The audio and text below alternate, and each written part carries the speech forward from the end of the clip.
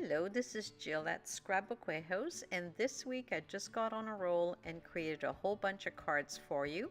I will be creating this top one, but at the end of the video I'll go through the techniques used on the other one.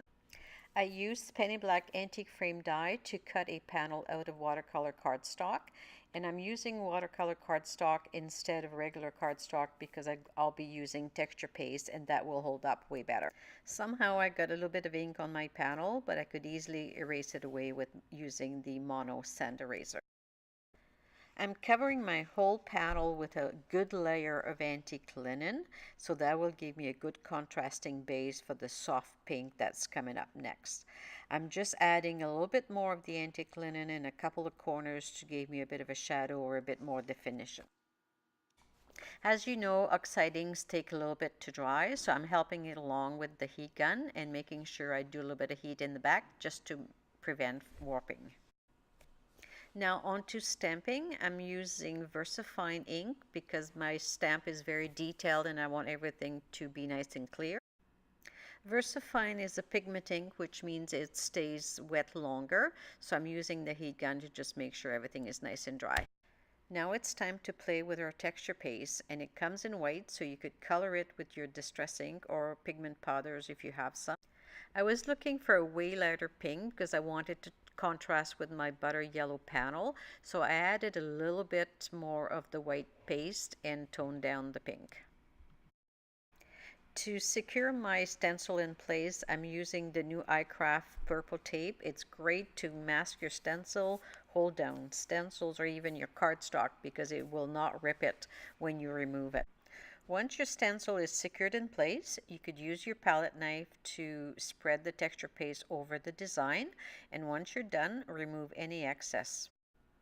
Just a quick reminder that as soon as you're finished with the paste, to clean it off your stencils and palette knife. You don't want it to dry on there. It'll be too hard to get it off later. Once you've left your panel to dry for a couple of hours, it's ready to put on more color if you want to. In this first card I didn't, but I'd like to show you today how to add more color to your panel. Once I have secured the panel with removable adhesive, I reset the stencil on top of the design. This is really easy to line up as the stencil fits right into the grooves of the texture paste. I'm adding color by pretty well only using the edge of the blending tool, and the more pressure I'm putting on it, the darker the color will be, and the less pressure, of course, the lighter the color will be. And you could check it and go back and forth until you get the desired color. Here is a close-up. Now I'll be coloring the leaves. My setup is just my standard watercoloring setup. A small dish of water, paper towel, and a fine water brush. I'll put on some music while I color the leaves, and I'll be back shortly with more tips.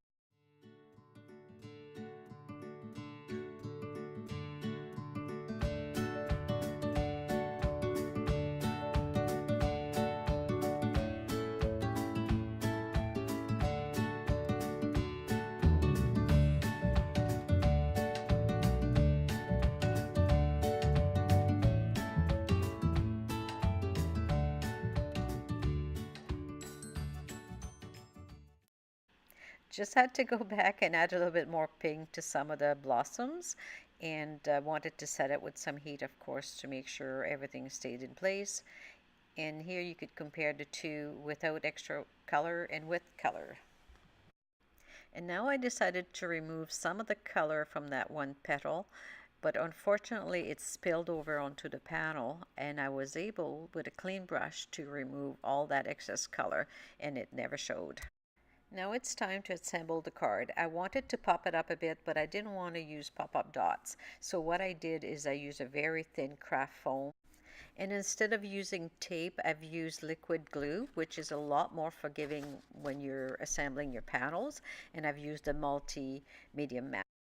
It doesn't matter how many cards I make. I'm always struggling with the final embellishments. I never know how to handle the placement of sequins, dots, and all those tiny little items that you need to finish your design. So today I made myself some cheat sheets on acetate with different patterns so I could try them out and see how they look before I actually do it. And I'm pretty happy to report that it worked pretty well. So I'm going to do some with some sequins as well to just help me along with this problem. I wanted to flatten down my dots just a bit, so I tapped my fingers gently underneath the card until I had them just right. Here's a close look at our cards for today. This first one we've just done colored paste. This one I just added some pink ink around the edges to tie in the design better. This one just plain white texture paste with some gold stickle accents. For this last one, I used a Sizzix decal die, which gave me a smaller panel, so I put a pink mat behind it and did a little bit of stamping on the gray card base.